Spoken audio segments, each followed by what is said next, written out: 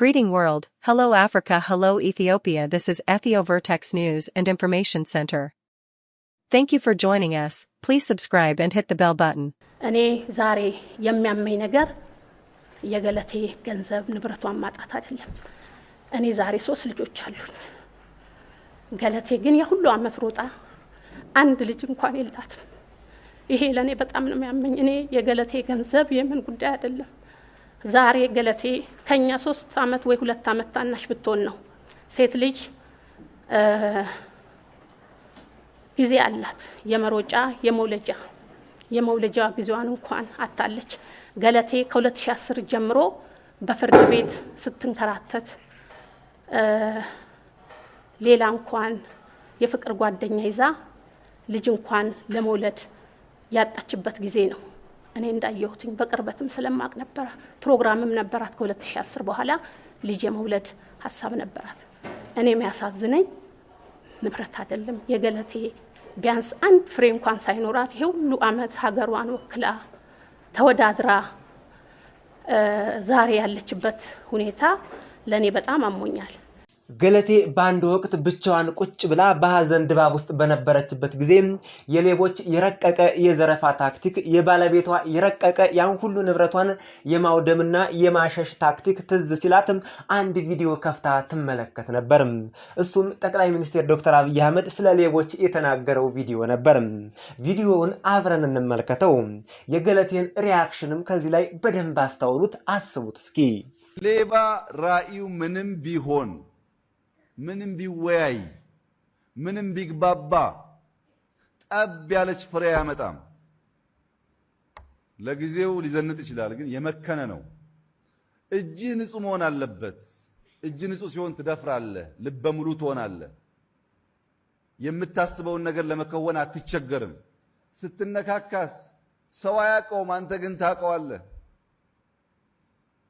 ታውቀዋለህ። እጀ ንጹህ መሆን ያስፈልጋል። እጀ ንጹህ ወደ ልበ ንጹህ ወደ አእምሮ ንጹህ የሚያድግ ቢሆንም ተወዳጇ አትሌት ገለቴ ቡርቃ ጠቅላይ ሚኒስትር ዶክተር አብይ አህመድ ከተናገራቸው በርካታ ንግግሮች መካከል ይሄኛውን መርጣ ተመስጣ ስትመለከተው ነበር። ይህ የሚያሳየው ገለቴ ውስጧ ያለውን ችግር በምትመለከታቸው ቪዲዮዎች ችግሯን ለማስታገስ የሞከረች ነው የሚመስለው። የምትመለከተው ቪዲዮ ከሷ ችግር ጋር 100% የሚገናኝ መሆኑን ፊቷ ላይ በመታሳያቸው ፋሻል ኤክስፕሬሽን መመልከት ይቻል ነበር። ይህ ቪዲዮ ደግሞ የተገኘው በቀጥታ ከገለቴ ቡርቃ ኦፊሻል የቲክቶክ ፔጅ ላይ የተወሰደ ነው። የተቀነባበረ ምናምን አይደለም። ገብታችሁን ብታዩት የምታገኙት ቪዲዮ ነው ማለት ነው። ጠቅላይ ሚኒስትር ዶክተር አብይ አህመድ በዚህ ሚዲያ እንደሚሰሙኝ ተስፋ አደርጋለሁ። በእውነት እየሰሩ ያለው እሳቸው ናቸውና ይሄንን እውነት አይቶ ጎዳናም ትውጣች ልጅ ካሉኝ መልስ እንዲነግሩኝ፣ አይ አትወጣም ካሉኝ መልስ እንዲነግሩኝ ፈልጋለሁ። ምክንያቱም አንድ ሰው አገር አገልግሎ ይሄን ሁሉ አፍርቶ በቅንነት በገዛው ባል ታክዶ እንደገናም ንብረቱ ይሄን ሁሉ በልቼ ጨርሻለሁ በፍርድ ቤት ስል እንግዲህ 4 መኪና 10 ቤት ተበልቶ ያልቃል ካለ ፍርዱን ለኢትዮጵያ ሕዝብና ራሱ መንግስት ተዋለው። በዚህ የዜናና የመረጃ ጊዜ ስለ አትሌት ገለቴ ባለቤት ታደለ ገብረመድህን ፖሊስ የሰጠው ሰበር መግለጫ የታደለ ቤተሰቦችና የህግ ጠበቆች ያስተላለፉት አዲስ ተጨማሪ መልእክት ሙዚቀኛ አንዱዓለም ጎሳ ከእስር መፈታቱን ተከትሎ የቀነኒ አባት ያስተላለፉት ልብ የሚነካ አስለቃሽ ንግግር፣ ሙዚቀኛ አንዱዓለም ጎሳ የቀነኒ መቃብር ላይ ያደረገው የሻማ ማብራት ፕሮግራም በዝርዝር ይቀርባል። አብራችሁን ቆዩ። ወደ ዝርዝሮቹ አልፈናል። ከሰሞኑ አትሌት ገለቴ ቡርቃ በባለቤቷ ስለደረሰባት የንብረት ዘረፋ በተለያዩ ማህበራዊና ሚኒስትሪ ሚዲያዎች እየተንቀሳቀሰች ነበር። በእንባ የኢትዮጵያን ሕዝብ ፍትህ እንዲሰጣት የጠየቀች። ከዚሁ ጋር ተያይዞ የአትሌት ገለቴ ባለቤት ታደለ ገብረመድህን በፖሊስ ቁጥጥር ስር መዋሉን የሚያሳይ አንድ ፎቶግራፍ በማህበራዊ ሚዲያ ሲዘዋወር በርካቶች ተመልክተውታል። ዜናውንም የአትሌት ገለቴ ቡርቃ ባለቤት ታሰረ፣ በፖሊስ ቁጥጥር ስር ተያዘ የሚለውን የመጀመሪያውን ዜና የሰራው ዘሀበሻ የሚባለው ሚዲያ ነበር። ከሱ በኋላ በርካቶች መረጃውን እየተቀባበሉ የአትሌት ገለቴ ባለቤት ታደለ ገብረመድህን በፖሊስ ቁጥጥር ስር እንደዋለና አንድ መኪና ውስጥ ራቁቱን በፖሊስ እንደተያዘ የሚያሳዩ የፎቶ ማስረጃዎች ጭምር ቀርበው ነበር።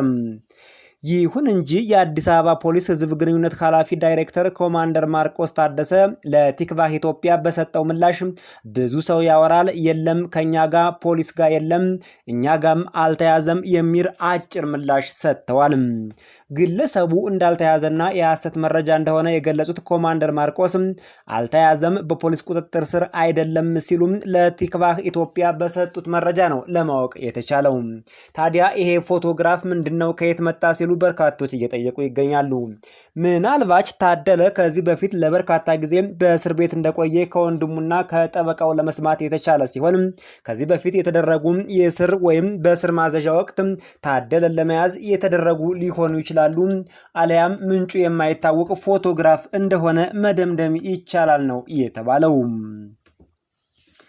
በሌላ መረጃ በጮኛው ቀነኒ አዱኛ ሞት ተጠርጥሮ በእስር ላይ የነበረው ሙዚቀኛ አንዱዓለም ጎሳ ላይ አቃቢ ሕግ ክስ ባለመመስረቱ በዋስ መልቀቁ ተሰማ። ከጮኛው ቀነኒ ሞት በኋላ ለ3 ወራት በእስር ላይ የቆየው አንዱዓለም ጎሳ በ50 ሺህ ብር ዋስ ትናንት ማክሰኞ ሰኔ 3 2017 ዓ.ም ከእስር መፈታቱን ነው የአንዱዓለም ጠበቃ የተናገረው። የአንዱዓለም ጠበቃ እንደተናገረው ለ3 ወራት ያክል አቃቢ ሕግ ክስ እንዲመሰረት በተሰጠው ጊዜ ገደብ ውስጥ ክስ ባለመመስረቱ አንዱዓለም ከእስር ተፈቷል ሲል አሳውቋል። በዚህ ዙሪያ ላይ በርካቶች ሀሳብ አስተያየታቸውንም እየሰጡ ይገኛሉ። አቃቢ ሕግ በተሰጠው የ3 ወር ጊዜ ውስጥ ለምን ክስ አልመሰረተም? አቃቢ ሕግ ክስ ባይመሰረትስ የቀነኒ አባትና የቀነኒ ቤተሰቦች ክስ መመስረት አይችሉም ወይ ሲሉ ተናግረዋል። ምናልባት ይህን ሀሳብ የተናገሩት ግለሰቦች የህግ እውቀትና ከህግ አንጻር ያሉ ሁኔታዎችን ላይረዱ ይችላሉ። አቃቢ ሕግ ግን በተሰጠው የ3 ወር ጊዜ ውስጥ ክስ አልመሰረተም። ፍርድ ቤቱም ለአቃቢ ሕግ የሰጠው የ3 ወር ክስ የመመስረት ጊዜ ቆይታ ስለተጠናቀቀ አንዱዓለምን በዋስ ሊፈታው ችሏል። የሙዚቀኛ አንዱዓለም ጎሳን በዋስ መፈታት ውሳኔ በተመለከተ የሟች ቀነኒ አባት አቶ አዱኛ ዋቆ ልጅን ለሁለተኛ ጊዜ ነው የገደሏት ሲል መሪር ሐዘኑን ተናግሯል። እስከዚች ሰዓት ድረስ ፖሊስም ሆነ አቃቢ ሕግ እዚህ ላይ ደርሰናል ብለው በግልጽ የነገሩን ነገር የለም። እንዲሁ በብላሽ 3 ወራት ነጉዷል። የልጃችን ደምም እውነታም አላገኘም። ልጅን ለሁለተኛ ጊዜ ገደሏት ሲል ነው ቀነኒ አባት የተናገሩት። ከዚህ በኋላ ምን እንደሚያደርጉም ቢቢሲ ላቀረበላቸው ጥያቄ ህግ ውስብስብ ነው፣ አቃቢ ሕግ የሚለውን አይተን ለአምላክ እንሰጣለን፣ እንደ ሰው የምንለው ነገር የለም። ቀነኒ ፍትህ እየተነፈገች ነው፣ ከጅምሩ አንስቶ የነበረ ነው። እኛን ለማድከም እስካሁን አቆዩን እንጂ ሊለቁት ከፈለጉ ቆይቷል ብለዋል። አክለውም በዚህ አካሄድ እንሞክር ብለን እንጂ ፍትህ እናገኛለን ብለን አናስብም። ከሷ ደም የልጁ ታዋቂነት ይበልጣል ብለዋል። አንዱዓለም ጎሳ በበኩሉ በቀጥታ ከእስር እንደተፈታ ወደ ቀነኒ መቃብር በማምራት የሻማ ማብራትና የጧፍ ማብራት ፕሮግራሞቹን ከጓደኞቹ ጋር አድርጓል። ጥቁር ለብሶም ፎቶግራፎችን ተነስቶ ታይቷል። አንዱዓለም በጉዳዩ ላይ ፍጹም እጁ እንደሌለበት ደጋግሞ ይናገራል። የቀነኒ ቤተሰቦች በተለይ የቀነኒ አባት ደግሞ እሱ ነው የገደላት የሚል የተደጋጋሚ ክሶችን ያነሳሉ። ፍርድ ቤቱ በዚህ መሃል አንዱዓለምን በዋስ ፈቶታል። ሁኔታዎቹ እዚህ ደረጃ ላይ ይገኛሉ። ህሊና ይፍረድ፣ ፈጣሪ ይፍረድ እያሉም ነው የሚገኙትም የቀነኒ ቤተሰቦች። እውነቱ ማንጋ እንዳለ የሚያውቀው ፈጣሪ ነው። ፍርድ ቤቱ ግን በሄደበትና በቆየበት ህጋዊ ፕሮሰስ አንዱዓለምን ከ3 ወር የእስር ቆይታ በኋላ በዋስ በ50 ሺህ ብር ዋስ ሊፈታው ችሏል። የተከበራችሁ አድማጭ ተመልካቾቻችን ለዚህ ሰዓት ያዘጋጀንላችሁ መደመጥ ያለባቸው መረጃዎች እነዚህ ነበሩ። በሌሎች መረጃዎችና ቪዲዮዎች እስከምንገናኝ በያላችሁበት በሰላም ቆዩ።